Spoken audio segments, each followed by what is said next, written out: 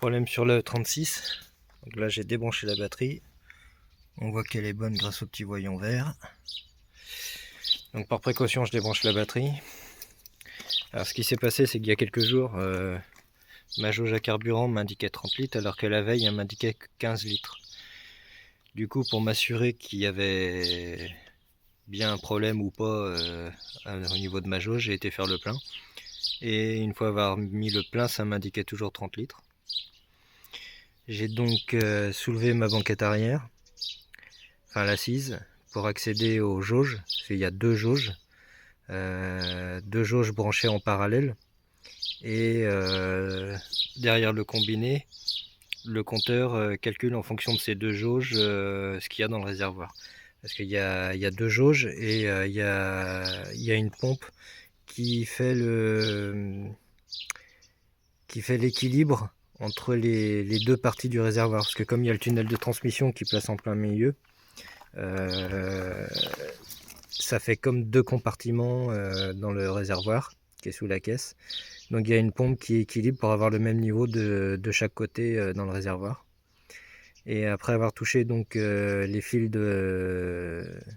les branchements au niveau des jauges, d'un seul coup ma jauge indiquait plus que 0 avec le voyant orange allumé de réserve. Et puis plus tard, aléatoirement, soit elle fonctionnait, soit elle m'indique le plein, soit elle m'indique 0. Ça devient chiant. Donc c'est un peu problématique parce qu'on peut tomber en panne d'essence, quoi. Donc batterie débranchée, maintenant je vais enlever l'assise de la banquette, c'est plutôt simple, on tire dessus de chaque côté.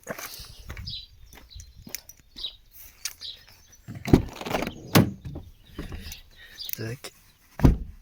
Là, et on l'enlève. Et là, ça c'est le module d'airbag. Bon, faut être gentil avec lui. Ça donne ici, il faut enlever un peu la moquette. On soulève ça. Et voilà une trappe. Donc avec le branchement électrique. Donc tout ce qui est à l'intérieur de la voiture, faut regarder. Ça a l'air super propre, ça part dans le faisceau, machin. Impeccable. Et là-bas, il y a l'autre faisceau. Et il y a la même chose là.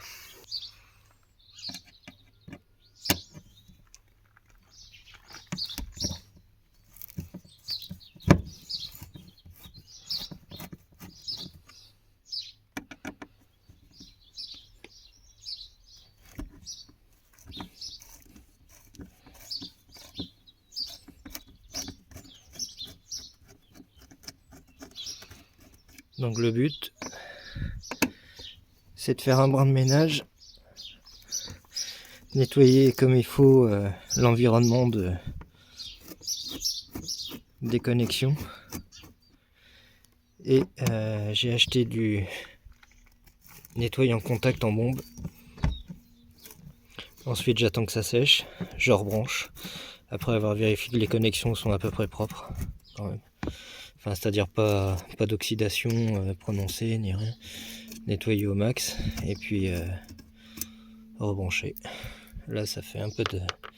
il y a un peu de rouille. Ça c'est inévitable. La voiture a quand même 30 ans, donc à un moment donné... Les gens sont comme ça que... Là il y a eu des animaux qui sont venus tranquillement sur leur nid, quoi. Enfin pas leur nid, mais ça c'est des graines. Ça c'est des graines. Donc il y a des souris qui sont venus se mettre au chaud certainement pour l'hiver. Et donc là il y a des tuyaux d'essence. Là on voit que ici il y a forcément de corrosion, et ça il va falloir nettoyer comme il faut. Et puis voir si la connexion est propre.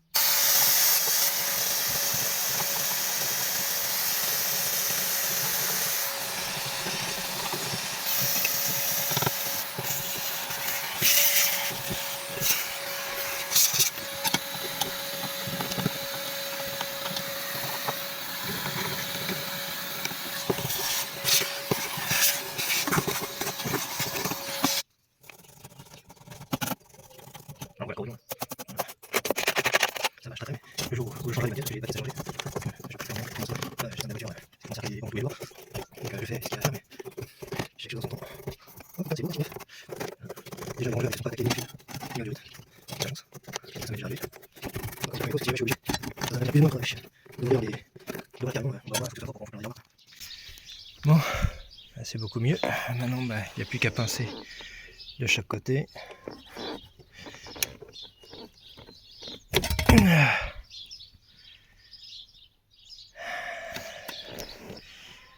Bon, c'est propre. On voit que les pins, c'est-à-dire les deux picots là, ils sont bien propres. Là, dedans, c'est propre aussi.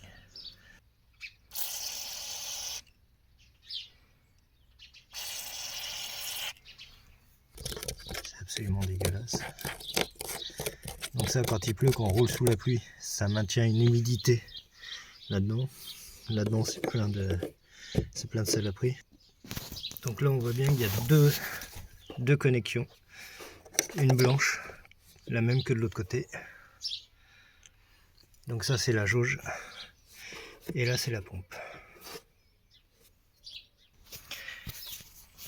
Voilà. Après beaucoup de nettoyage, et là, on voit que c'est beaucoup moins propre. Alors, j'espère qu'on va voir. Ici, on voit au niveau des pins. Tac. Voilà. Celui-là, là, il est bien brillant. Celui-là, beaucoup moins. Et les deux autres, beaucoup moins brillants aussi. Là, c'est quand même bien flagrant. Donc ça, c'est de l'oxydation. Ici, à l'intérieur, tac tac, voilà, on voit très bien. Celui de gauche, il est plutôt propre, qui correspond à celui qui est en bas à droite, là, qui est bien propre, bien brillant. Donc là, on voit que il est bien propre, il brille. On voit qu'il est bien brillant dedans. Vas-y, fais la pointe. Tandis que celui que... Bon, il fait la pointe ou pas, lui? Voilà. Tandis que celui de droite, on voit toute l'oxydation. Ce qui est vraiment top après, c'est mettre de la graisse cuivrée, la graisse au cuivre, dans chaque contact. Évidemment, attention à faire que la graisse ne rentre pas en contact d'un plot à l'autre. Parce que sinon, ça fait des faux contacts. Et ça, par exemple, sur les 4x4, donc ils sont faits pour aller dans des milieux très poussiéreux, dans l'eau, etc. Par exemple, sur, moi j'avais un Nissan Patrol. Toutes les connectiques, quelles qu'elles soient, sont graissées, sont étanches et graissées. Chose qu'on ne fait pas sur les autres voitures. Seulement, arrivé à un certain nombre d'années, les connexions, ça fout la merde. Alors, un truc qui est vachement bien aussi pour nettoyer ça là, les contacts, c'est cette machine, une Dremel. Bon, le variateur il fonctionne plus, la batterie doit être un peu à plat. Mais bon, c'est pas grave, ça fait le job. Donc un petit embout là, tranquille. Voilà, et puis on va nettoyer ça. Alors, il y a le bouton.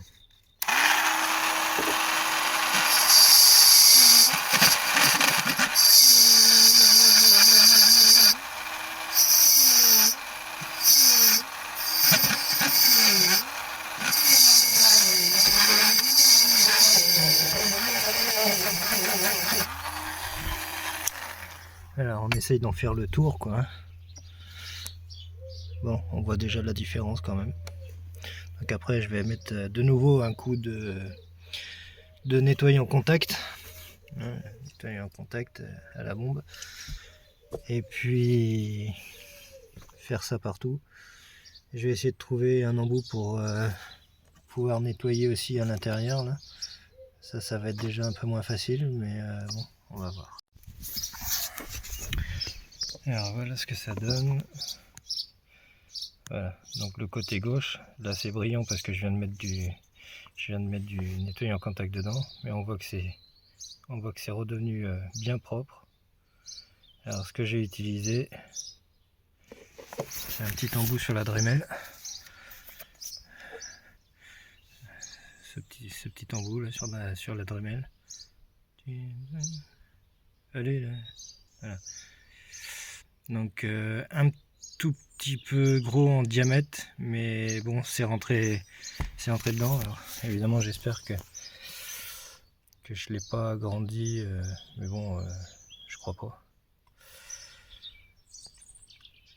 Donc mais au moins c'est propre. Là au niveau des connexions, Voilà, c'est vraiment... ils sont tous devenus brillants, il n'y a plus du tout d'oxydation. Donc une fois que c'est bien sec, mais là c'est pas mal, il n'y a plus qu'à tout remonter. Et puis essayer. Bon ben voilà, un autre problème, au remontage, voilà, le fil a cassé sur la jauge. Parce qu'en plus le problème ici, là, c'était sur d'oxydation, c'était sur la pompe. Et là le problème de jauge, voilà. Le fil il est super oxydé. Et en plus il a cassé. Et je crois que le deuxième, il va pas tarder. Donc là, chiotte. Là il va falloir nettoyer, ressouder. Et la blague c'est que on fait rassouder sur le bateau à 1 heure de route. Et que ma seule voiture c'est celle-là, vu que j'ai pas encore reçu le mètre cylindre neuf pour le camion. Impeccable.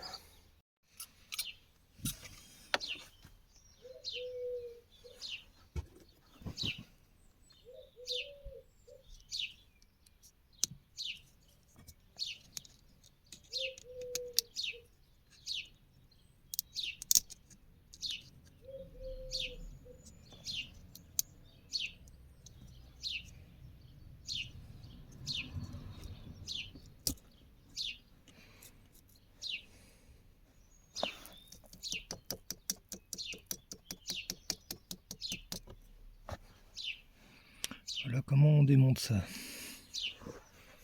Là, évidemment, le nettoyage est plus facile.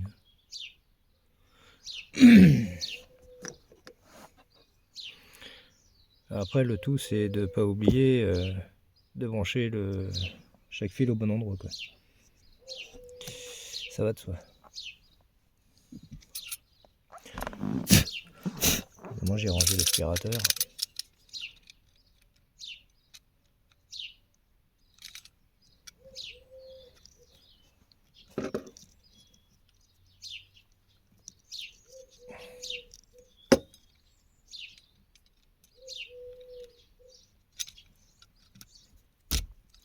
Normalement, il y a un petit peu de marge sur les fils. Je dois pouvoir les raccourcir.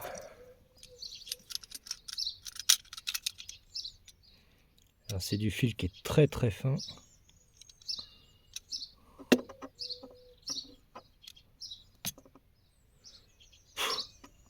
Alors, on voit ce qui est pourri, ça casse direct.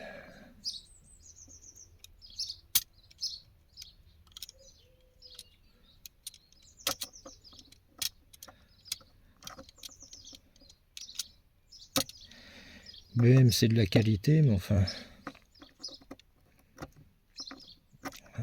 on peut pas dire que qu'il se soit ruiné en cuivre. Hein. Alors, qu'est-ce que je vais pouvoir faire à ce niveau-là, moi?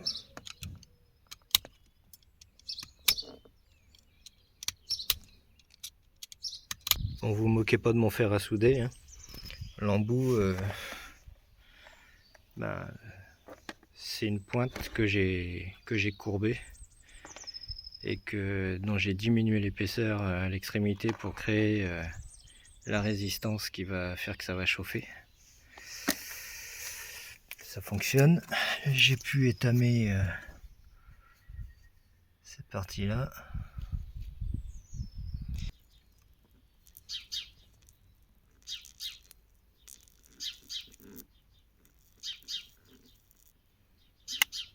Voilà.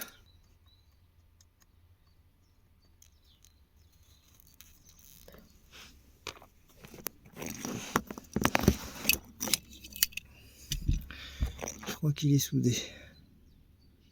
Et c'est pas trop tôt. Alors que j'aime pas de gaine thermoformable, ça va être à l'ancienne, un bout de chatterton.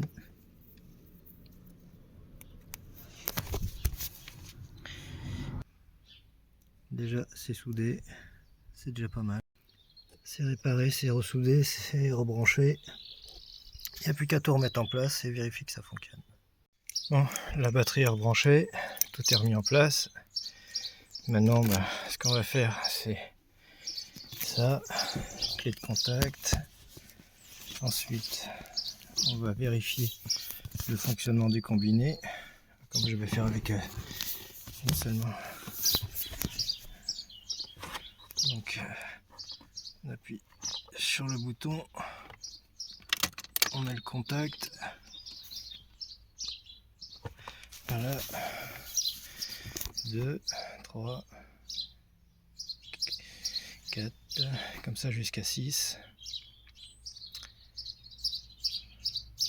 Et là, on va voir toutes les fonctionnalités du combiné. Voilà, donc la jauge de carburant, ça fonctionne. Donc déjà, il n'y a pas de souci au niveau du combiné. Ensuite, j'ai mon code radio. Alors, comment on fait déjà? Ah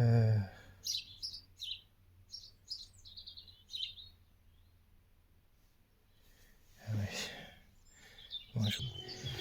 Voilà. Bon. Contact. Et la jauge m'indique le bon niveau. C'est réparé.